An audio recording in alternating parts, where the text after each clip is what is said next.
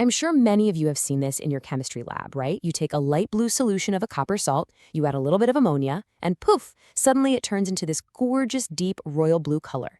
It's a very common experiment, isn't it? But have you ever stopped and thought, what is really happening there? I mean, at the molecular level, why does that specific, dramatic color change happen? Well, the answer to that puzzle lies in one of the most important ideas in all of inorganic chemistry, Werner's theory of coordination compounds. This is the theory that helps us make sense of all these strange observations, just like the one we just saw. And believe me, it's the key to understanding a huge, huge part of transition metal chemistry. You know, before the brilliant work of Alfred Werner, things like this color change were a complete mystery. Chemists could see that metal salts were forming new, stable compounds with molecules they shouldn't even be reacting with, but they just couldn't explain how or why. It made this entire area of chemistry very, very confusing. So, let's look at the core problem they were facing. Take a compound like cobalt-3 chloride, that's CoCl3. Now, according to the simple ideas about charge, this should be perfectly stable and happy. But when you mix it with ammonia, NH3, it forms a completely new, very stable substance, something like CoNH3,5ClCl2. Just look at that formula. Why on earth would a neutral molecule like ammonia want to bond so strongly to cobalt, and why exactly 5 of them? The older classical theories of bonding, they just had no good answer for this. And this is where Alfred Werner comes into the picture. Around the 1890s, he came up with a revolutionary idea. It was so simple, so elegant, and so powerful that it solved the mystery completely and, laid the foundation for all of modern coordination chemistry. So, here's his brilliant idea in a nutshell. Werner said that a central metal atom doesn't just have one type of bonding capacity, it has 2.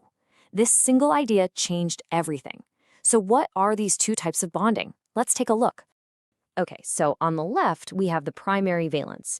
Now, this one is something you are already familiar with. It's simply the oxidation state of the metal. Its only job is to balance the positive charge of the metal ion with some negative ions. Simple enough? But now, look to the right. This was Werner's new idea, the secondary valence. This, he said, was a fixed number of points around the metal where other molecules or ions, which we now call ligands, must attach. And this fixed number is what we call the coordination number. Right, so the crucial point is this. Primary valence is satisfied only by negative ions, and it's non-directional. It doesn't care about the shape. But the secondary valence, this can be satisfied by any species that can donate an electron pair. So it could be a negative ion or even a neutral molecule like water or ammonia. And here's the most important part. This secondary valence is directional. It actually forces the ligands into a specific, fixed, 3-dimensional shape, like an octahedron or a tetrahedron. Now, this is the #1 point of confusion for students, so let's make it very, very clear. Oxidation state, that's your primary valence, is all about the charge of the metal ion, but the coordination number, the secondary valence, is a totally separate concept. It's about geometry. It's about how many fixed positions around the metal need to be filled by ligands to make the whole structure stable. They are 2 different numbers describing 2 very different things. To make this new idea of 2 valencies a little easier to understand, let's use a simple analogy. Just think about how our solar system is organized.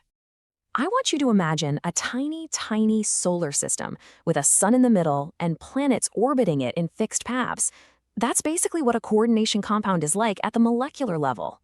So the central metal ion is like our sun, the big, massive object at the center that holds everything together. The ligands, they are like the planets. And just like how planets don't just float around randomly, but are locked into fixed, stable orbits, in the same way, the ligands are locked into fixed positions around the metal. The secondary valence is like the rule, or the force that decides what these stable orbits are, and the exact number of planets the sun can hold.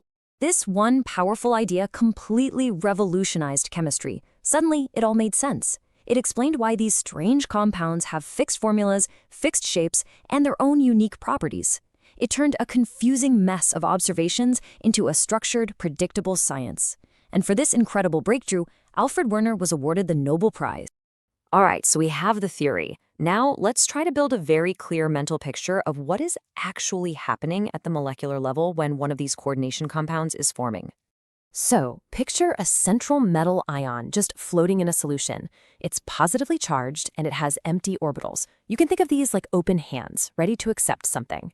Now imagine some ligand molecules approaching it. Each ligand has a pair of electrons that it's ready to donate. Think of it like a little gift. The ligand offers this electron pair gift to one of the metal's open hands. The metal accepts, a strong coordinate bond is formed, and that ligand is now locked into place. This happens again and again until all the metal's secondary valencies, all its open hands, are full. And what you get is a stable, beautiful geometric structure. Now, this theory isn't just something for textbooks. Oh no. It explains things we see in the lab every single day and is even used in life-saving medical treatments. So, remember that light blue copper solution from the beginning? Let's finally solve that mystery. Initially, the copper ion in the water is surrounded by, or coordinated to, water molecules. The complex is CuH2O4 and it is this complex that gives the solution its light blue color. But when you add ammonia, you see the ammonia molecules are better ligands. They form stronger coordinate bonds. So what do? They push the water ligands out of the way and form a new complex, CuNH342+. This new arrangement of ligands changes how the complex absorbs light, and that's what results in that deep royal blue color. It's direct visual proof of Werner's theory in action. Now here's a really powerful application. Cyanide is so deadly because its ions binds to the iron atom, which is at the heart of a vital enzyme in our cells. And this blocks the enzyme from working. But the antidote, it works by using the exact same principles of coordination chemistry. So here's how it works. First, as you can see on the left, the cyanide ligand forms a very, very stable complex with the iron in your enzyme, basically stopping it completely. Then the antidote is introduced. Now, this antidote molecule is an even more attractive ligand for the cyanide. So what happens is a ligand swap. The antidote literally steals the cyanide ion away from the enzyme, forming an even more stable complex. This frees up the enzyme to start working again, and the new harmless complex is safely removed from the body. It's really a life-or-death competition between ligands. Okay, let's tackle a common counterintuitive example. Imagine you have a cobalt ion with a +3 charge, CO3+. Your first instinct might be to say, okay, it just needs 3 chloride ions, 3 Cl-, to form COCl3 and become neutral. And you know what? From a simple charge balancing point of view, that makes perfect sense. But actually, the cobalt-3 ion has a much stronger demand. Its secondary valence, its coordination number, is 6. It needs to form bonds with 6 ligands to be stable, and it doesn't really care about their charge, so it will happily bond with 5 neutral ammonia molecules and just 1 chloride ion. For the metal, satisfying this coordination number of 6 is the #1 priority. So let's do a quick recap of what we've learned. First, the core idea. Metals have 2 valencies. Primary for just balancing charge, and the super important secondary for fixing the number and geometry of ligands. Second, our mental picture, the planetary system, with the metal as the sun and the ligands locked in fixed orbits. And third, the real-world impact, from explaining simple color changes in the lab all the way to being the basis of life-saving antidotes for poisoning.